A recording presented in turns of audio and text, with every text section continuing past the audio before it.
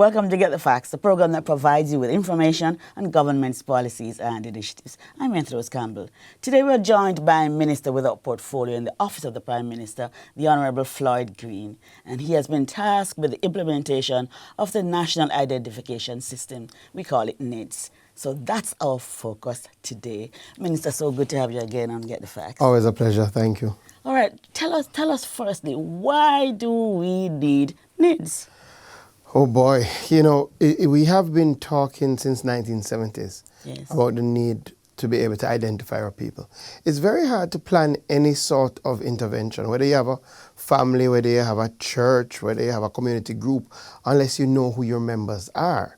And we have unfortunately been unable to, over the years, develop a system that we can genuinely say we can identify every single member of the Jamaican society. So it makes us very inefficient, and we've seen it in so many instances. In fact, we saw it fairly recently with the COVID-19, where the government decided to give out general grants, and you never needed anything, you could just apply.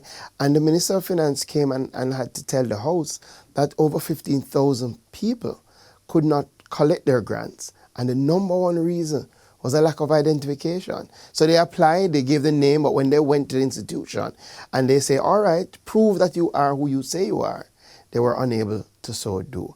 And that has made us very inefficient.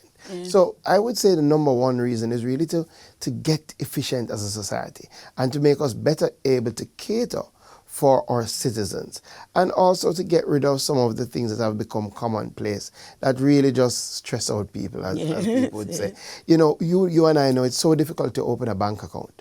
You have to have multiple identifiers. So not only have to bring an ID, you need a letter from a JP, you have to bring pictures with the back of it signed. All of those things happen because there is no secure, viable way for that institution to say that you are who you say you are. And because our databases were unconnected, because they never went far enough in terms of security, people would not rely on just one database.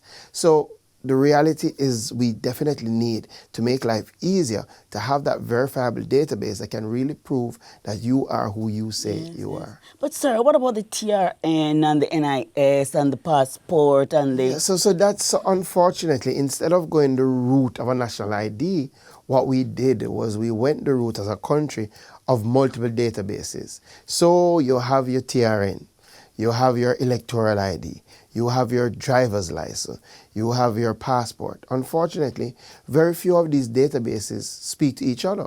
So the reality is that if you go to apply for your passport and then you're going to apply for your TRN, completely different process. Taking the same information, but you have to start over the process. If you're then going to apply for your electoral ID, same different process, but some of the information is the same. Again, your driver's license, a lot of the information is the same, but just a little addition, but it's a completely different process. So you have to visit all these multiple locations to get 4 different cards that you are now working with, that you have to keep, and you go one place and they say, all right, we see the TRN number, but we need a TRN card. What we wanted is to get rid of that. And that's why the National Identification System says our vision is one identification. So just imagine in Jamaica where you go into one enrollment center, where you give all your foundation documents and your birth certificate, and they take your picture and you give your fingerprints, and we have all that in a safe database. And then when you now are going to transact business with the tax office, that national identification number is the same as your TRN number. So you don't need a separate TRN card. And that's one of the provisions under the National Identification and Registration Act. Now imagine if we could reach the stage where, yes, you're going to do your driving test, but once you've passed the test, you don't need a separate driver's license. You don't need to get a new form to enter your name, and because you have your national identification number, and we have all that information. So why not just use the national ID, and when you show that to the police, either by looking on it, you can see that you are licensed to drive this car, or as we're going electronic, just by scanning it, you can see that you have a license. So where we're really going is to develop a central database that will be able to speak with all other databases, public and private sector, that will have your identity information and will get rid of some of these processes. Excellent. Who doesn't want that? So we're not going to need the TRN anymore, and then and everything will be a process. I think people understand, but we're starting with the TRN. So the law, and we did get this through consultation, and people were saying that, listen, we don't want to duplicate the processes. So the Act already provides that your TRN can become your national identification number, and vice versa. Your national identification number can become your TRN. So you can use that NIN to transact all your business. And the long-term vision is, again, as I've said, to get rid of like your driver's license, where you have the information in one spot, and hopefully down the line, once we get our voter system in line, to do the same. But also things like certificates, licenses. You know, the potential is unlimited. Think about something like your firearms license. Again, something that they generate, like a card that you walk around with, a little. All of that now can be electronically put onto your national ID. So with a simple scan, you can say that, okay, this person is licensed to carry a firearm. So if you were to ask me in one fell swoop what NIDS about, it's about making life easier. Right. So tell me, with all these different things that we now have, and we're going to move towards one, so the information that we now have, will you use that, or we're going to have to start afresh to collect data? Well, I think definitely, firstly, we're definitely going to have an enrollment period in relation to national identification system. We want to start that enrollment period this year, and we're going to start in Kingston towards the second half of this year. Clearly, it's our most populated space, and we want to start with a pilot where people go in and they enroll, and we make sure that we have the timing right. We ensure that all the steps are to our liking. We see how long it's taken in terms of between you give the information, we verify the information, you collect the card, and once we get that, we're then going to move right across the island. It will take almost like a start over. Save and except if you have your TRN, we can utilize that, but you will still have to come in to the enrollments. That is important to do that because we want a clean database. We want a clean start. And one of the things that we've gone really far to do is to ensure that the database that we will collect will be secure. So the National Identification Registration Act is the first bill that says that once the information is input into the system, it has to be encrypted. And what that means in simple terms is that it's not anybody can go and look at it and see what information. So once you enter my name, date of birth, where I live, that is encrypted, and only people who have a key that can decipher it will be able to access this information, because we understand people don't want their personal information to be accessed by anybody. And we've also made very strong penalties in the Act in relation to those who will try to access it without the correct authority. So we're saving no costs to ensure that the database is secure. We've looked at challenges across jurisdictions, and we're not just building it to best practices in Jamaica, we're building it to international best practices. So we will start afresh, we will collect the information, but now we will now have a database that people can interact with. Excellent, excellent. We're giving the facts about the National Identification System. It will provide a safe, convenient, and reliable means for persons to prove their identity. We continue the discussion right after this break. Please stay with us.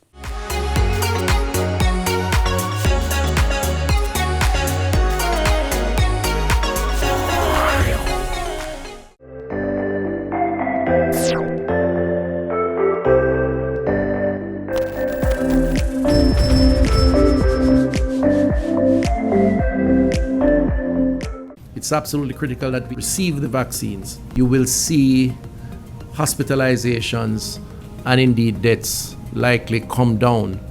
And so there is a lot of value to be gained by getting as many vulnerables on board as possible. So tell your mothers, tell your aunts, listen out for yourselves if you're over 60, and take the vax, because the vax is what will help you to guard against the COVID virus, and indeed help your relatives, your friends, those who you come in contact with, for the same benefit.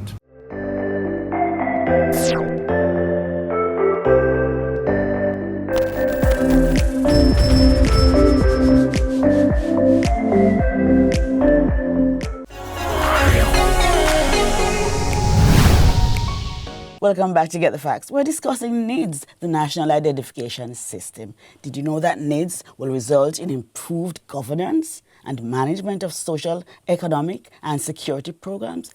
Yes. We continue the discussion now with our Minister, Floyd Green. Yes. So you told me about the first phase. You got to do a pilot. Yeah. And what are the other stages? Well, and I'm happy you started like that because I think you hit the nail on the head. Clearly, one of the things that we're looking to do is a national identification system is part of a broader digitization program. And oftentimes we focus on the ID, but the ID is really your key to unlock this broader digitization service. What we want to do is move a lot of our manual processes online. And COVID-19, if there's any good that has come of it, it has kind of forced us down the line in things that we should have done a long time in terms of some of the services that you should have been able to access online. We're now moving that way. And part of my job is to accelerate that. I'm really passionate about it because at the end of the day, I'm a rural man, I'm a countryman, St. Elizabeth Southwestern, and having to come into urban centers to be able to transact some of the most basic of tasks is not only inconvenient, it is costly. Right? And we want to be able to put more of those things online so that we can save those costs. Mm-hmm. So one of the good things that will come from the NIDS, not only does it collect your ID, we will have your digital signature. So it means now that you are truly able to transact business, because oftentimes, even if you provide some identity information, they still want you to present yourself. They still want you to come and sign in person, because there's no very limited way to verify that that signature is really yours. So now, embedded in it, we will have your digital signature that you can use to transact business. And part of what we're going to do is we're setting up an implementation task force, which will take largely from our major agencies that are frontal facing, that interact with the public a lot, and we'll look at the services that we can now quickly transition to online. So once you have your national identification number, sit in the confines of your home, you put that in, and you do your business. Yes, so saves money, saves time. Yes, good job, good job. Now, a lot of people, there's been a lot of debate about NIDS and mostly about the security of data. Tell us how you're going to ensure that people's information that you collect is used for that purpose. So along with some of the things I've already said, yes. one of the critical things was to ensure that NIDS came about in a time where we have a Data Protection Act. So the NIDS is the first act that now falls directly under the Data Protection Act. So once we start up the National Identification System, you have the protection of the Data Protection Act, which is very stringent about what people can and cannot do with your data. We're going into a new paradigm. Mm-hmm. So just taking people's data and doing what you want and sharing, those days are done. And to buttress that, we have brought in an information commissioner. Yes. And that person has been appointed, was appointed in December, and has already hit the ground running. Mm-hmm. And she will be, for all of us, the protector of our data. Mm-hmm. So we haven't just left NIDS protection in agency that will deal with NIDS. We've gone a step further. We have actually put in place an inspectorate. So you have the Data Protection Act, you have the Information Commissioner, but now we have an independent inspectorate that will consistently oversee the operations of our National Identification Registration Authority to ensure that it is keeping with its protocols. So we have decided to use the Electoral Office of Jamaica, the Electoral Commission of Jamaica, which has proven time and time again that it's very well put together in terms of oversight. And we've seen what they are able to do with our electoral system. Mm-hmm. So they will provide that oversight for what we call NERA, which is the authority that will come. And again, they will check on our security systems independently. So it won't be just us saying we're doing a great job. Mm-hmm. We need that independent oversight. Yeah. So I want to assure the Jamaican people that we have put in multiple layers of protection, both internally. So when you get a card, you will be amazed because it's going to be jam-packed with security features. We're not paying for this. And this is completely free, completely free. But also in terms of our servers, our incident management, things of that nature, we're going to have that internally. But externally, it's important that we have independent oversight twofold, because at the end of the day, NIDS will have your data, NIDS will have my data, NIDS will have the Prime Minister's data. So because it's all encompassing, we have to put the highest level of protection. Definitely. People are going to say, Minister can stay here talk. I mean, when I use my information for something else, it will take such a long process to get any kind of justice. No, but you know, one of the good things now with the world that we live in is that these things are traceable and these things are trackable, right? And again, we have put in the law that once you're found in breach, the fines are very hefty and the imprisonment starts from 3 years and goes up, right? Because we're taking a no-nonsense approach to this. And again, as I said, Jamaica is not just about protecting your singular data. Mm-hmm. We're protecting the data of everybody who interacts with the system, including you will have the Prime Minister's data. Yes, yes. So you have to ensure you have the highest levels of protection. And what we've also done, Lady Campbell, is look at other models. So we've looked at Estonia, yes, and they have developed one of the best systems in the world. And they're working with us in designing our security systems. And we've looked at what has happened in India with their national identification system. And we've looked at what has also happened with different databases in Jamaica, any threats, any potential breaches, and we're going to guard against those things. So the reality, I'm not just saying this for people to feel comfortable. I have to feel comfortable. I have to ensure that my family is comfortable because all of our information is going to be there. So this is the highest priority for us. Great, great. Tell me, what other tasks you have now aside from? Well, you know, there are a couple of things, some connected, some not connected. I'm very excited about the work I'll be doing with the RGD, right? And it's connected but not connected because the RGD does have separate things that it treats with in terms of not only birth certificates, but death certificates and marriage certificates, which part of our drive is to really move the RGD to a digital space, right? If you understand how records and keep of records, it used to be a manual process.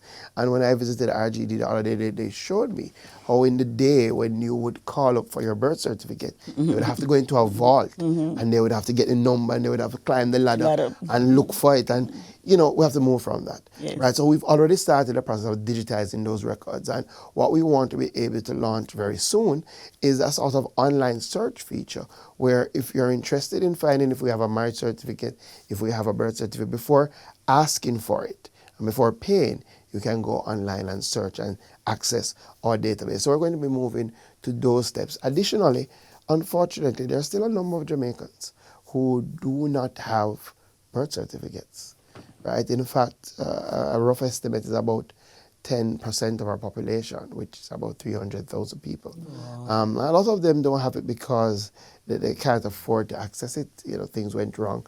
They never got it when they were born and things of that nature.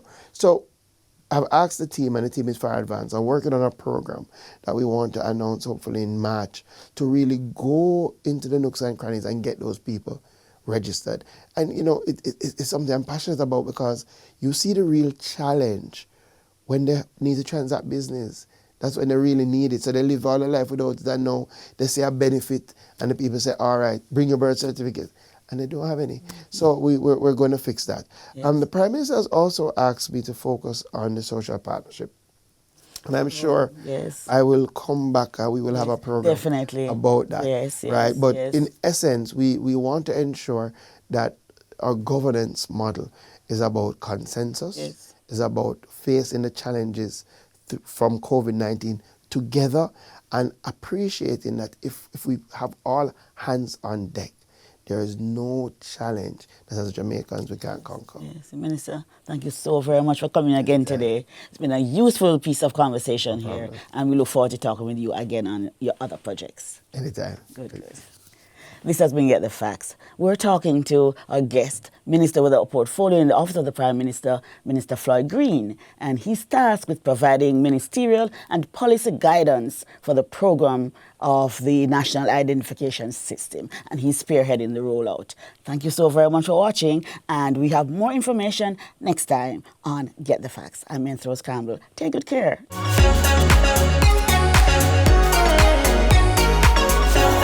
Yeah.